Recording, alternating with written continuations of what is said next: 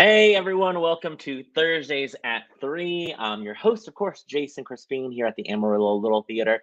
Today's, of course, Thursday, November 10th, and it's show day. It's a show day. There's nothing like a show day at ALT, especially when the shows are kicking off. There's an excitement in the air. There's a hurry and get things done because we've all been working so hard on different things. But now it's like we got to get ready for the audience to get to the theater. We, of course, are talking about CLYBOURNE Park. We have some great cast members from that show with us today on Thursdays at 3. So if you have any questions for any of them, type them below. You just want to say hi, let us know you're watching, all that good stuff. But I can't believe, guys, it's already November 10th. That's insane? Like, where are the holidays going? We will be saying Happy New Year soon, and then it'll be May. It's going too fast.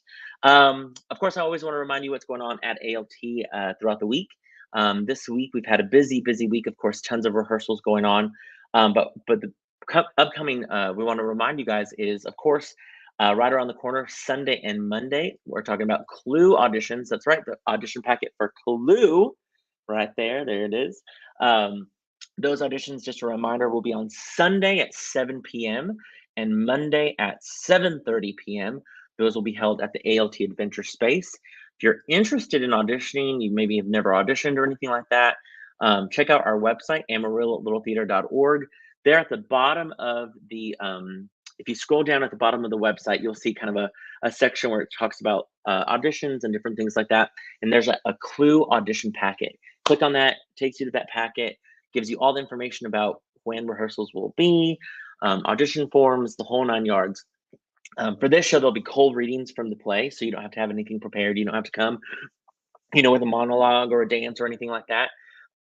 It's going to be a really fun show, so you can come either night, Sunday or Monday. I suggest coming Sunday. There's going to be more time on that Sunday with auditions than there will be on Monday. But yeah, and our box office, of course, has scripts available. They can even email you a PDF of the script. Again, just call our box office 806-355-9991 or amarillo@littletheater.org. Yeah.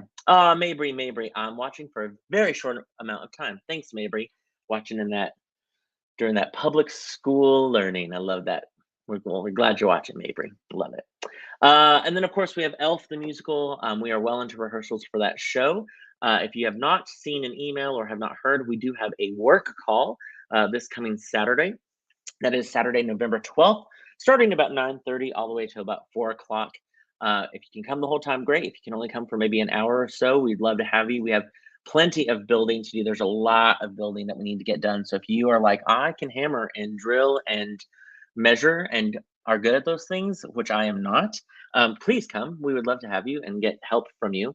Of course, we'll do some painting. There's some props that we have to make, decorating some Christmas trees, all that fun stuff. So if you can come help, let us know.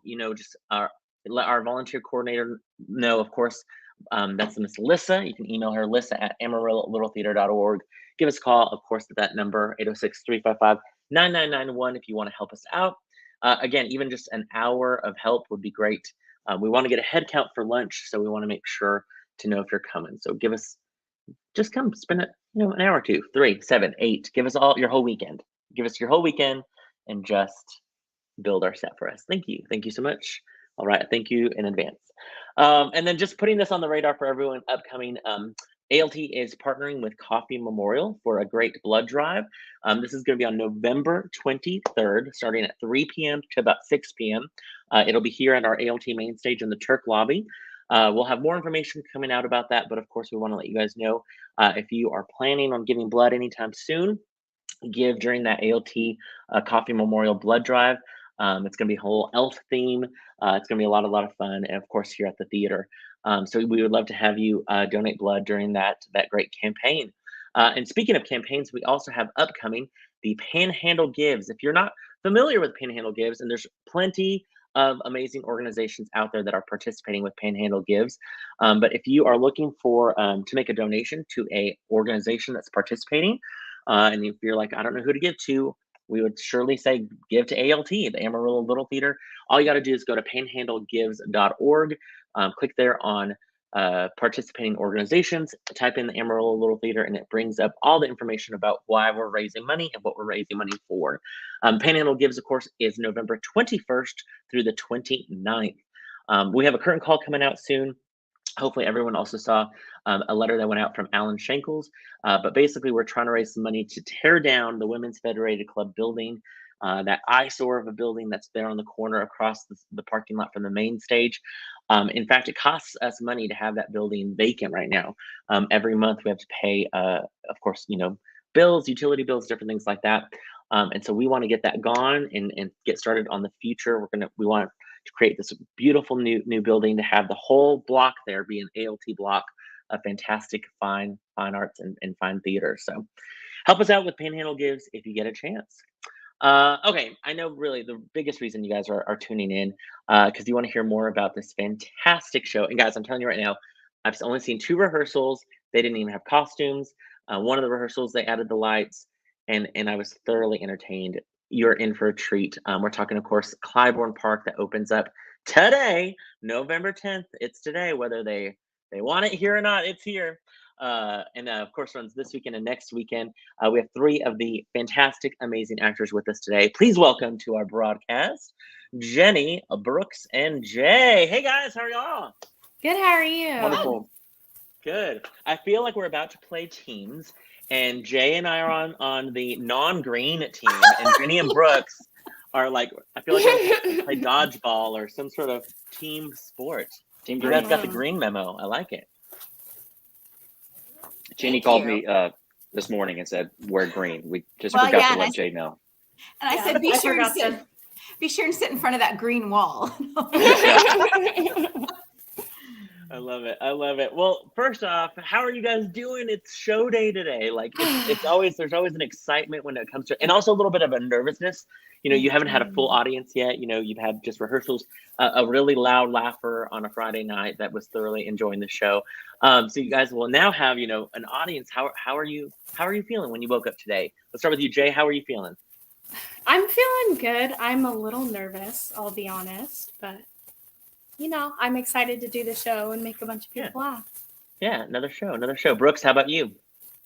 Yeah, it's a little bit of nerves, but it's also just last night. It's like, all right, it's time. I want to hear people responding to the show. Mm-hmm. We can only do so much. We're at that point now. It's time to have an audience. Yeah. So I'm ready.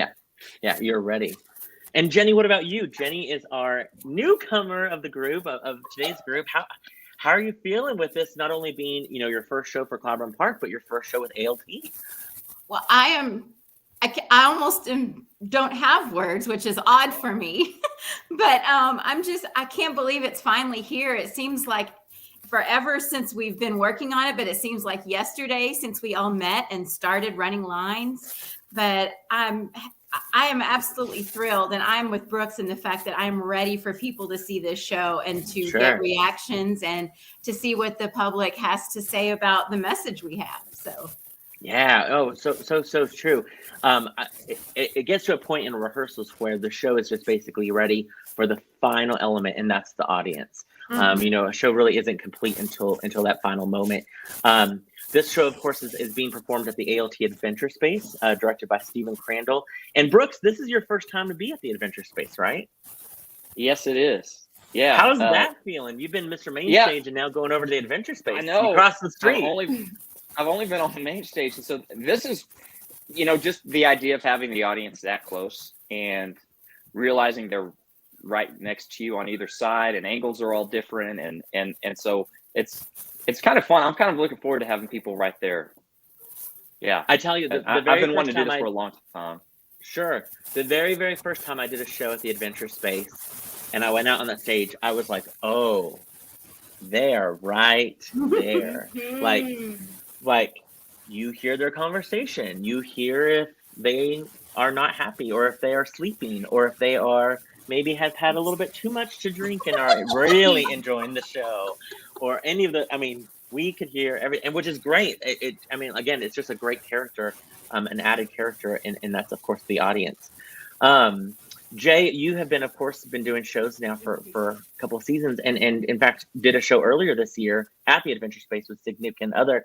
You've kind of now been doing Adventure Space shows. How do you like performing there? I like how intimate it is. Honestly, I just feel like you get to play with the audience more because they're right there. Yeah. I love And there's some sort of crackling. Is it me? I'm trying to think. Right, we're gonna play a game called Who's. Yep, Jay, it's you. It's you. You're the crackling. I don't know what that is. But when I take Jay out, there's no more crackling. Jay is sitting by a fireplace, warm by the holidays. No worries. With this show, first off, Jenny, tell us what, in your own words, without giving too much away, what is this show? Actually, Jenny, tell us what is Act 1 about in this show?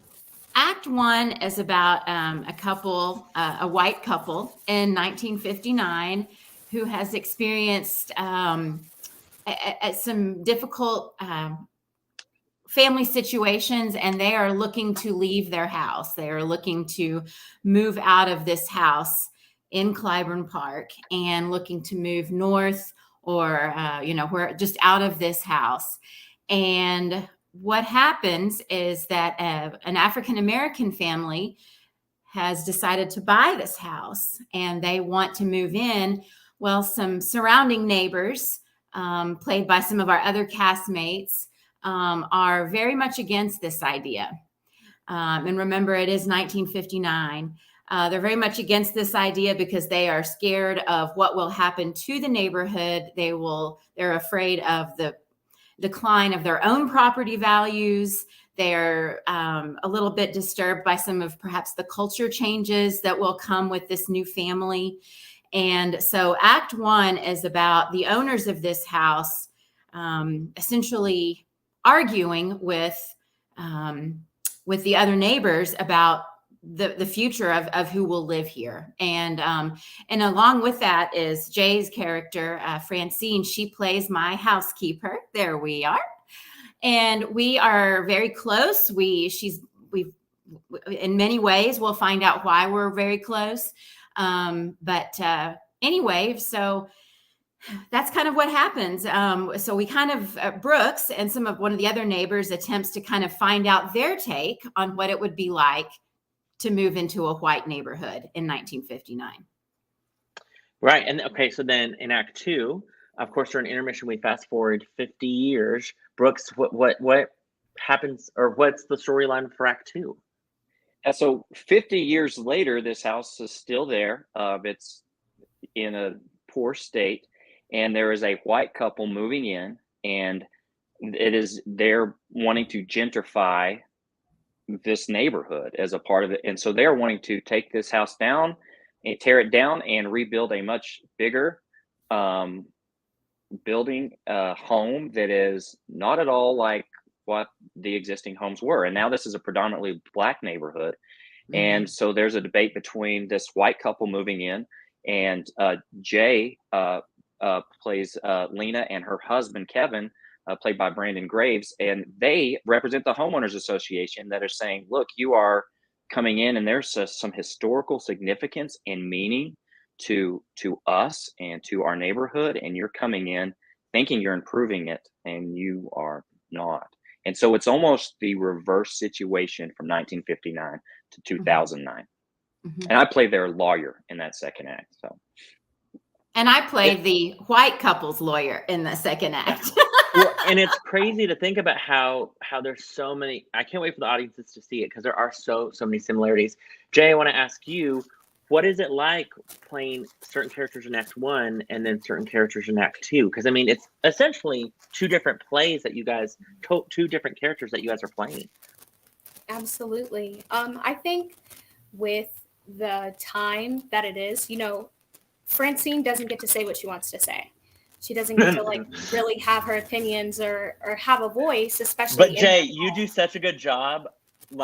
You do such a good job where I'm like, oh, I can tell what she's thinking. like you are doing great, like being polite, but you know what I mean? You give those every now and then. I wish people would watch it twice, because the second time I watched it, not to interrupt you, Jay, but the second time I watched it, I got to watch more of y'all, you know what I mean, that maybe weren't the central characters in a certain moment of a scene or whatever.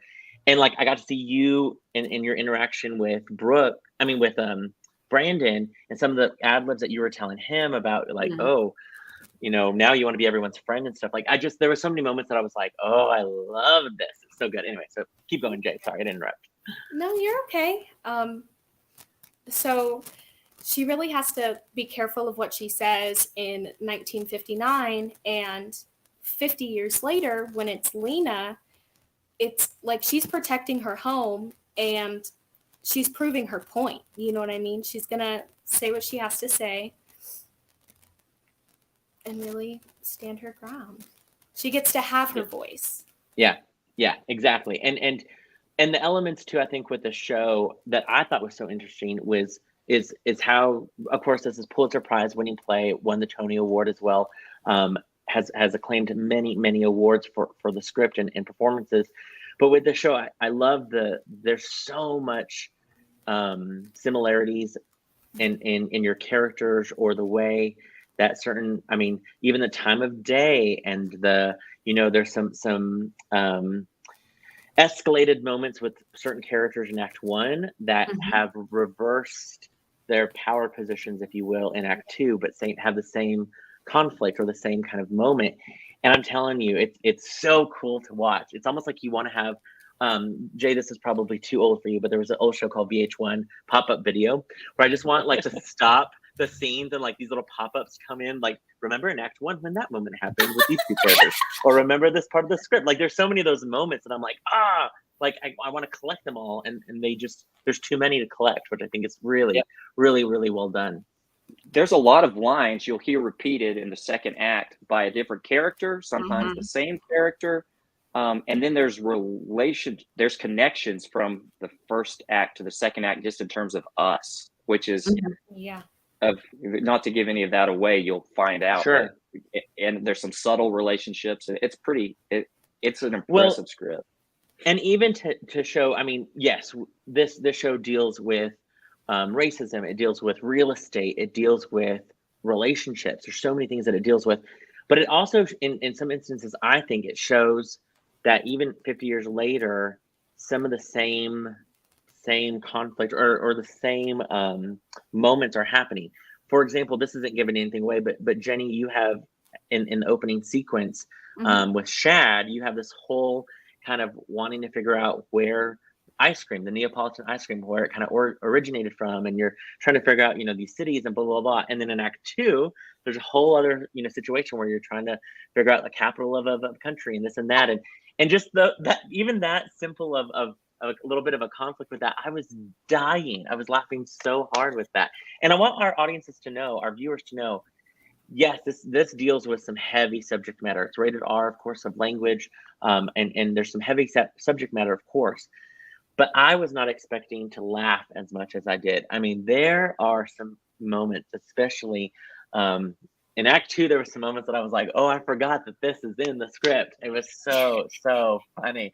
And you all do it so well. I think you guys have really created these characters, and they're fully formed, and you can tell the relationships that you have on stage. And you really have to be an ensemble. You really have to trust each other. There's so much, the way it's written, there's so much overlap. Talk to me a little bit about rehearsing that, because it's not just like line. It's like lines, overlapping. What's I think funny for me is I auditioned for this show because I read the script and I thought it was so good. And as we got to memorizing, I've heard Shad say it like, I hate this script. because it is so, there's so much overlap. There's so much interaction. There's so much two-word sentence, 3-word, respond. You can't summarize it because you're waiting for your cue from your cat. So we've got to trust each other to say our cue that we're responding to. And some of it's technical jargon. Some of it's and a lot of it's we're talking on top of each other intentionally. Yes. That's how it's written. And Jay and Jenny, you both have sections where you're on the phone, where you have to throw in your lines of the phone conversation as the other conversation's happening downstage. Like, so you're like, okay, I'm listening to my cue, but I also have to like pretend I'm listening to the other person. Yes, exactly. Yes. Yeah, that's so interesting because I know for Brooks, I'll be on the phone. It's either a 1959 wall hook phone with the dial phone, or the flip phone with the antenna. And so we all have certain particular words that we listen for, and then we know to begin our little phone conversation. And we know that it's important because what we're saying on the phone is going to have relevance down the line to something that happens an hour later. And so we just have to make sure that those get heard as well. Even if they're overlapping, there are still clues there. Oh, completely agreed. And to think too, I mean, especially I could be wrong. Act 2 seems a little bit harder in that sense because you guys do have these conversations that are happening, these phone calls and this interruption where basically Act 2, they're going over the contract, if you will, of this house being sold. And I was getting frustrated for you, Brooks, because of all of the interruptions and all of the just like the phone calls and all the things. And, at some point Jay wants to speak. And then at one point, there's this whole section with jokes. And it's just like, I just want to do my job and leave. And whew, you just don't get to. No. Yeah, I think that's the one parallel between my two characters. I play two characters that are trapped by these crazy people. That's a good way to say it. Yeah, trap. I mean, I'm a pastor that comes over to check in on Jenny's husband, Chad, plays Russ.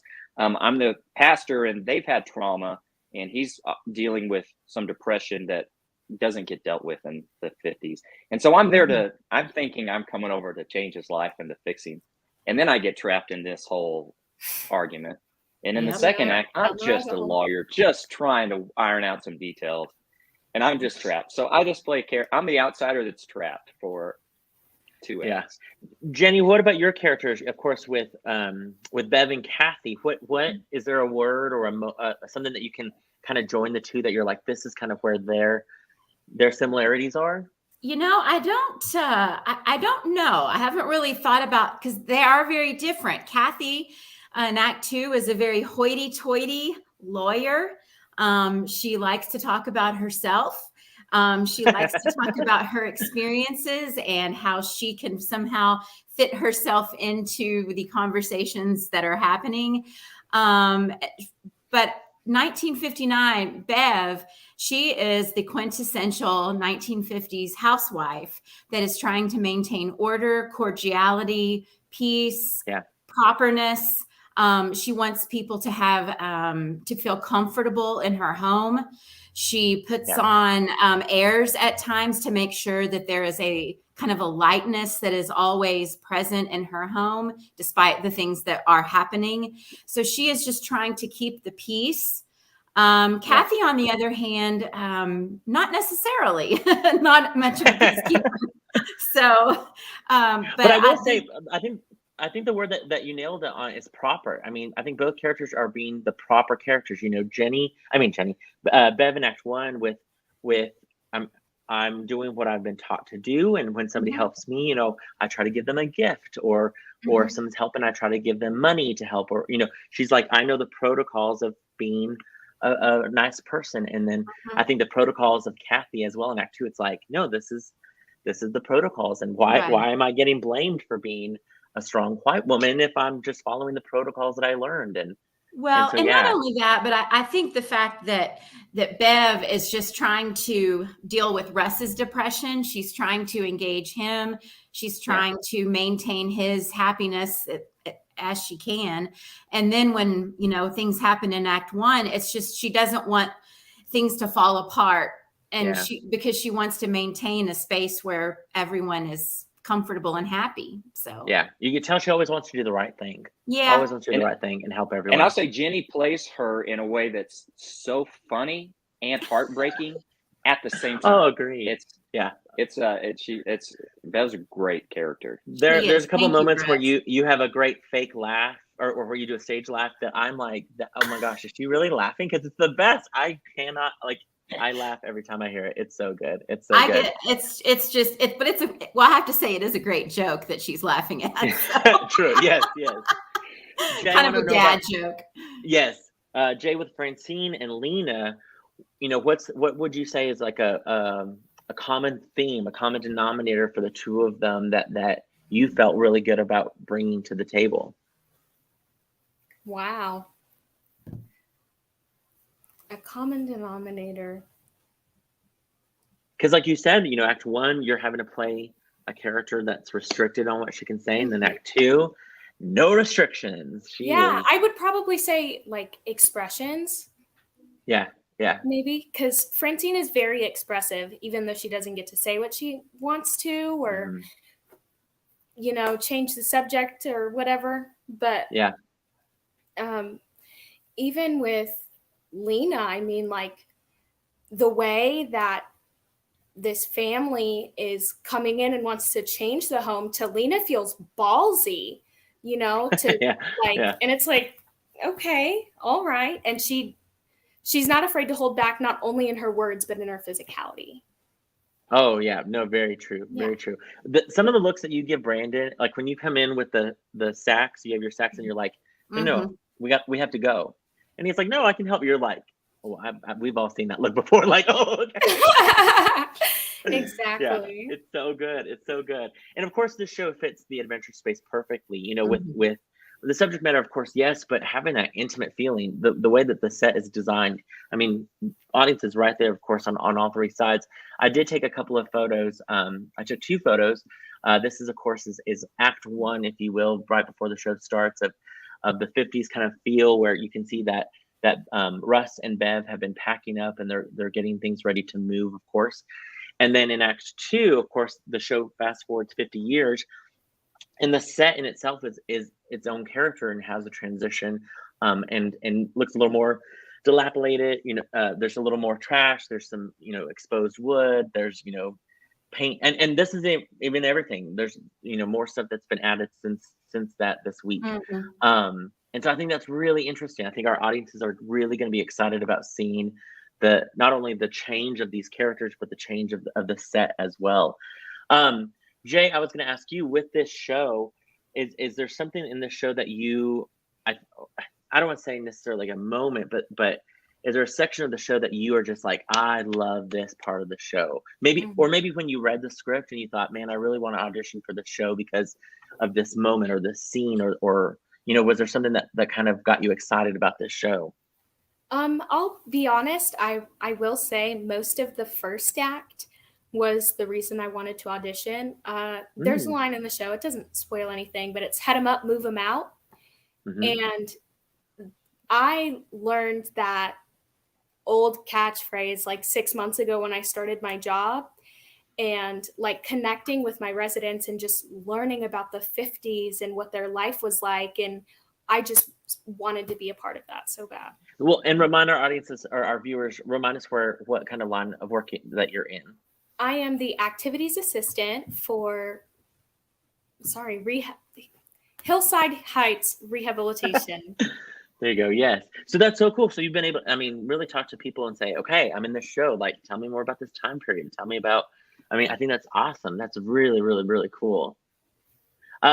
Jenny, for you, what made you think I want to audition for this show? I want to come out to ALT and I was at that table when you walked in and got to hand out, the audition stuff. Yeah. And so it was fun. I was like, who's this new person? This is exciting. Well, I found the audition on Facebook 40 minutes before the audition. So I got myself ready and jetted on down there and read, and that was it. It was just meant to be. That's awesome. So I basically just kind of read the script, the cold readings, the readings that you all had provided, the sides, as they say. I learned about the show at that moment. I learned the Raisin in the Sun, I was familiar with, and looked at a quick summary, and I'm like, I think I can do this. I want to give it a try. And I've just moved back to Amarillo in May. This is my hometown. I went to high school with Brooks. We were in choir together. Yeah. And so it's just such a small town, seeing everyone 20 years later. But you were having your own CLYBOURNE Park moment. You were having your own. Okay. How was it? 20 years ago, you were here singing choir with Brooks, and now 20 years later, you're yelling at him over legal documents. So, something about that. Yeah. That is true. But anyway, but I found that Bev really made me laugh. And Bev is brokenhearted, but she is trying her best to maintain a facade and where she is this 1950s housewife that has it together. And that breaks my heart. And this is the biggest role I've ever had. I've only been doing community theater for about 6 years. And I started in Wetumpka, Alabama at the Wetumpka Depot Players. My first role was Inga in Young Frankenstein. And so that was kind of a baptism by fire. And I loved it. I loved it. And so when I moved back, I was like, I really would like to get into ALT, but I'm just not sure what show. And so I saw this, and 40 minutes later, I walked in, and it went pretty well. Yeah, I think so. I think you did a good job for sure. Thanks. I love that. I'm going to get back to you here in a second because I want to know more about your feelings about ALT and the process. But Brooks, real quick, what made you think, I want to audition for the show? I was just wanting to do an adventure space show. I feel like I've been doing the January comedy mystery for sure. Yeah, I mean you have a long time. With Murder on the Orient Express, musical comedy Murders of 1940, Baskerville. Yeah. Of course, you were in two musicals. Anything Goes. Yeah. Sound of Music. I wanted to shout out. Yeah, that's true. Legally Blonde. And so I wanted to do something. That was with Jay. I wanted to do something different. I wanted to do something adventure space, and I saw the synopsis of what the script was about. One, just seeing you're playing different characters in each act, and I love that.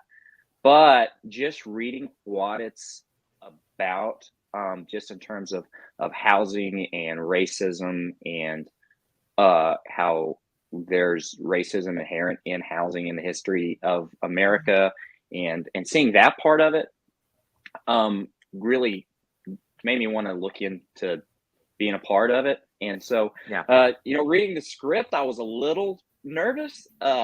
There's language in there I don't use, but the power of this show, you're talking about, the set. It really is. Steven's talked about it. Is you are looking in on people's private moment, and people being real and raw, and it's like the audience is eavesdropping, and so it's not going to be pretty, and people aren't going to use the language they use outside.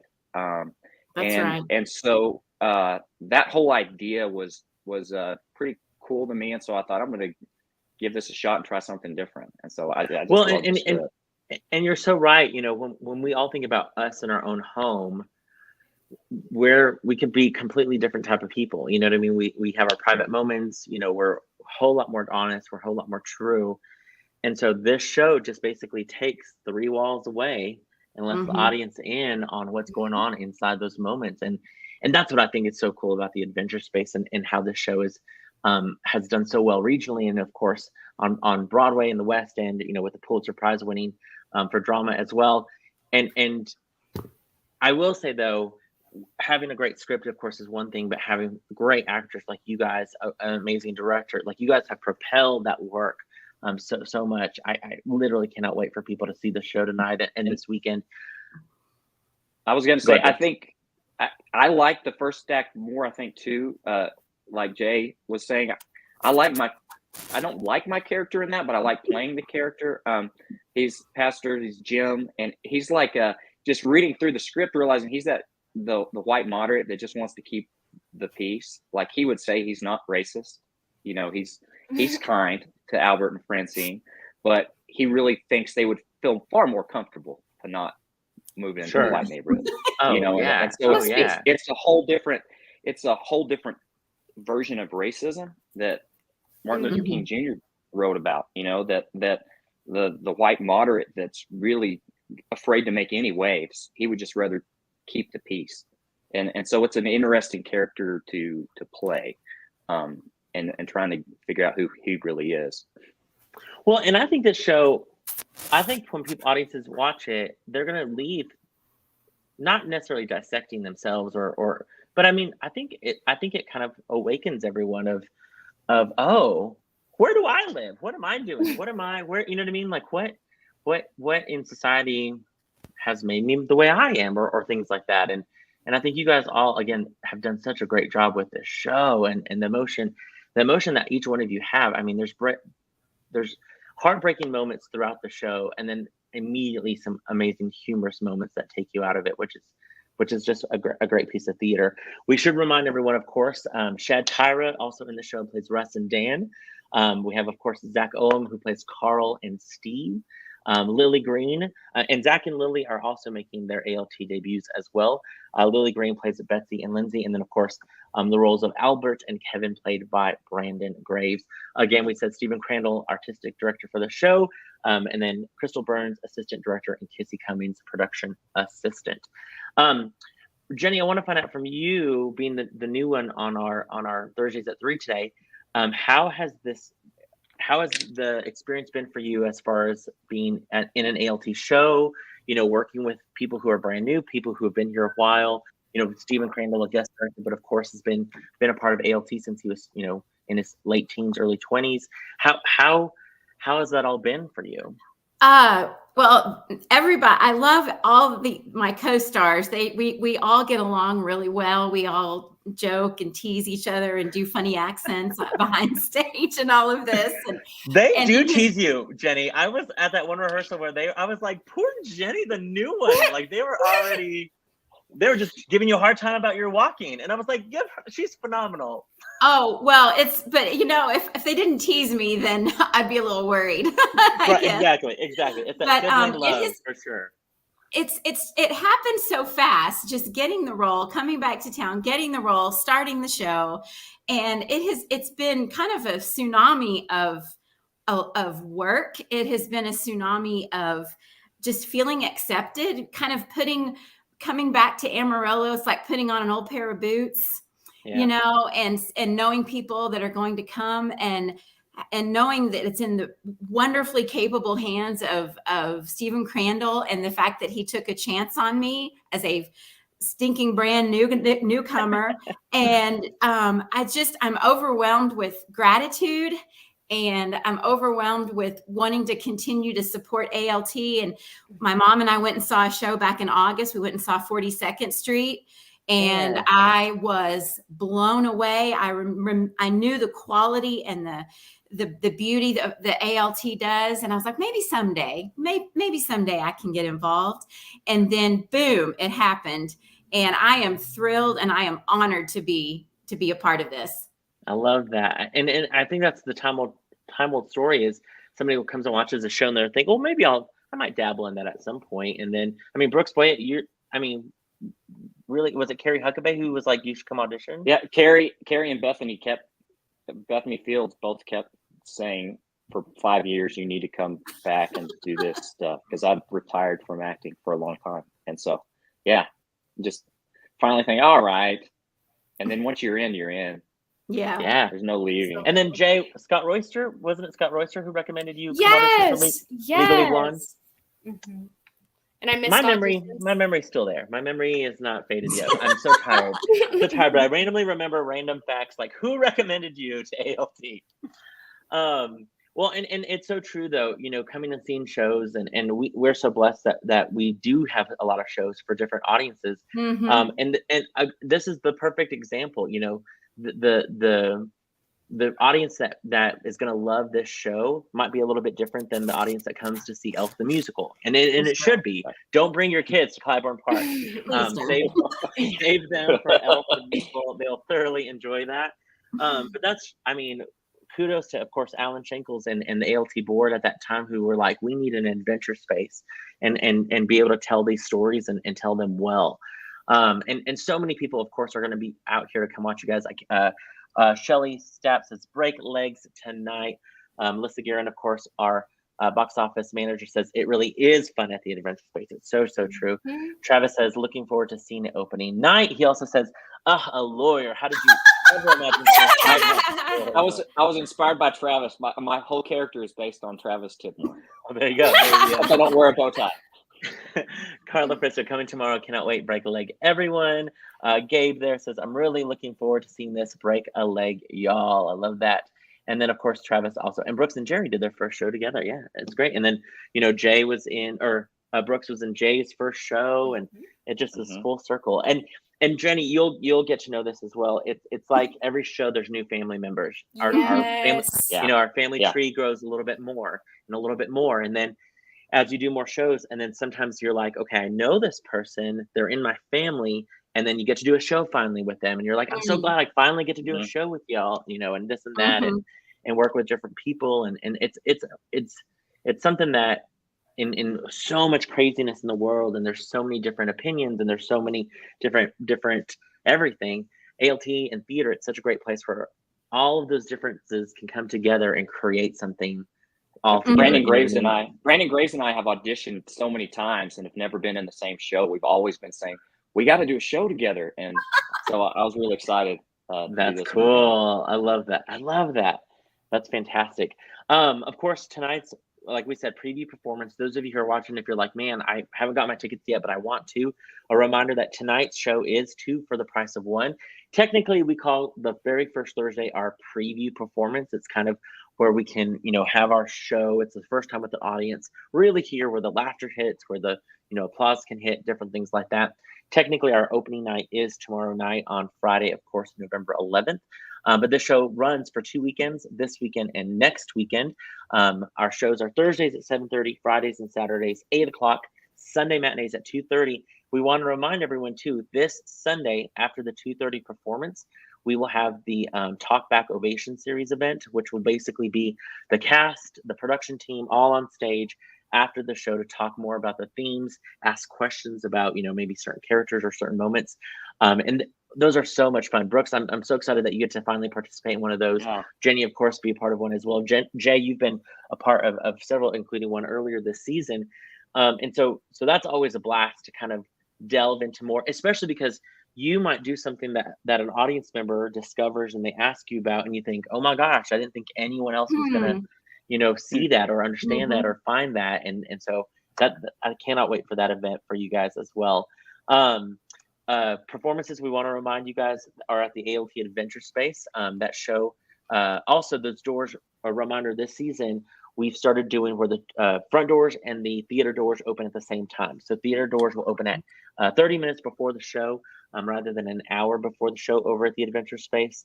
There is an intermission. There has to be an intermission to let these fantastic actors, fast forward 50 years, change costumes and all that good stuff. The set has to change.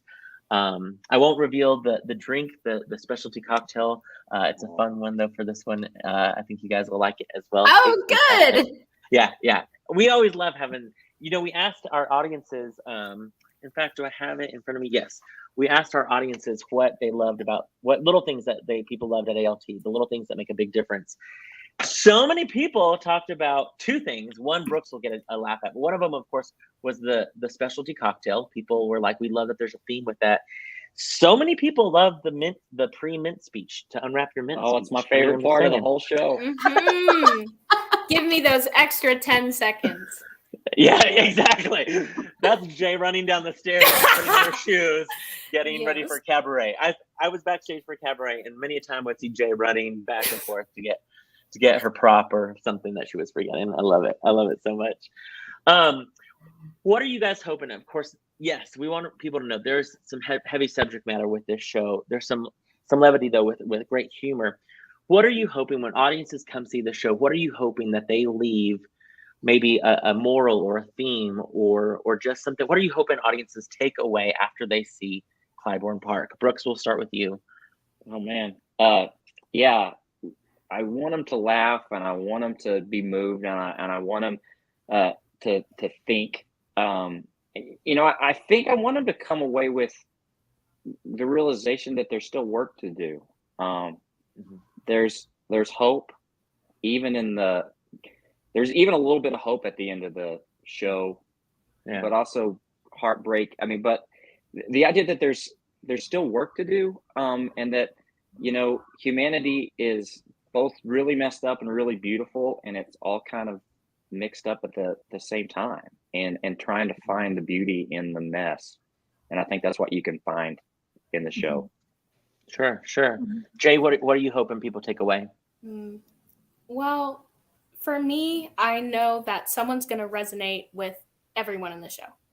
Someone's going to find a person, and like, if you can't, you're going to know someone. It's going to be your aunt or uncle. And just thinking about where we are and the steps that we can take forward. You know what I mean? Like, think about what side of the conversation that you're on. Yeah. Yeah, that's brilliant. Jenny, what about you? What are you hoping people take away? Well, I think that when it comes down to issues of family and remembrance, and the gloves come off. That when it comes to like the heritage of a place, when it comes to the memory of a person, when it comes to maintaining a particular way of seeing the past, that sometimes we forget ourselves and we're able to be true. And it may not be pretty, it may not be what you want to hear, but when it comes to raising a family, or when it comes to cherishing a memory, whatever that memory is, that you protect that and you do whatever you can to make that memory, I guess, a good one. It'll make more sense when you see the show, but that nostalgia and that the way that a memory is preserved is important no matter what it is. Yeah. And that those things do take place in this house. And they're all very different for everybody involved. And so I think just the concept of memory and the concept of being truthful about those memories, I think is something to remember. Yeah, no, I completely agree. And of course, when people see the show, that they're fully understand elements of this show, but just everyone who knows, when you come see the show, you Act 1 and Act 2, of course, 50 years apart, and the hardest, I mean, this ensemble, you guys have worked so hard because you've had to create not one but two characters. You've had to create the themes for both of them. You've had to respect the work, not make them caricatures, but you've really made them true life characters that come to life. And you guys have done such a good job with that, because it could have been you could have easily slipped into some, that caricature, that gimmicky kind of classic sitcom type of moment of some of these characters, and it wouldn't have rung true. I think because you guys play these characters so true, that's where the real humor is in those moments. That's where the real heartache is in these moments. Jenny has a section towards the end of the show that, I mean, I get heartbroken with every, the two times I've seen it. And one of them wasn't even with any costumes or lights. And I was like, oh my gosh. So audiences, I'm telling you right now, you guys are in for a treat. Make plans to see CLYBOURNE Park. It's one of the most acclaimed scripts that we are producing, if not the most acclaimed script this season. This is a show that ALT's wanted to produce for several seasons. And we knew that this was the right time to do it.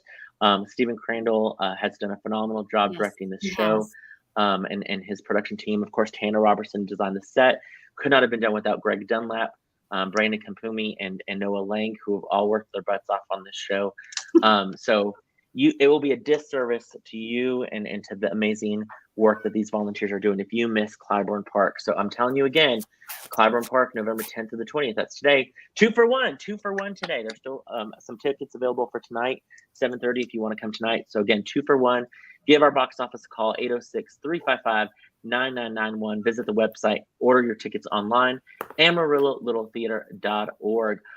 Carolyn Baum, I love you, Carolyn. One of our Academy moms says, bringing in an Atterbury Honors Group tomorrow. Cannot wait. All Carolyn, right.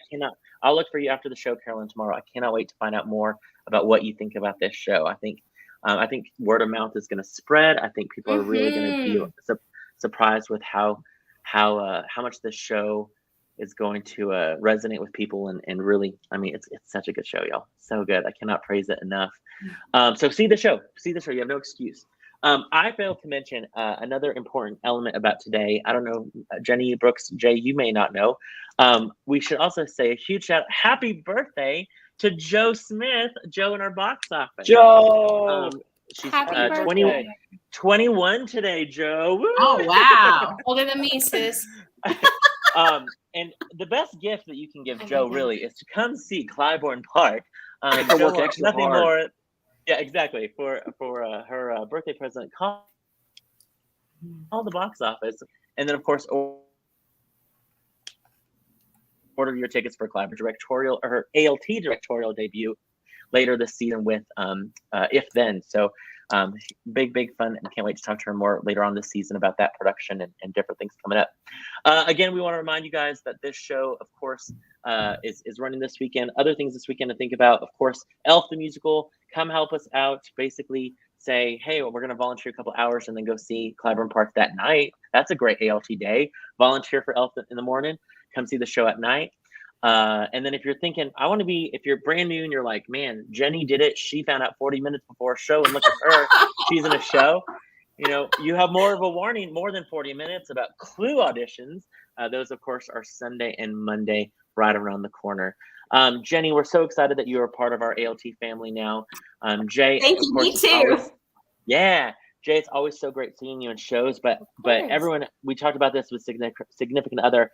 It's so fun because you came into us as a musical girl, and now you're doing so much with plays, and your acting has just grown.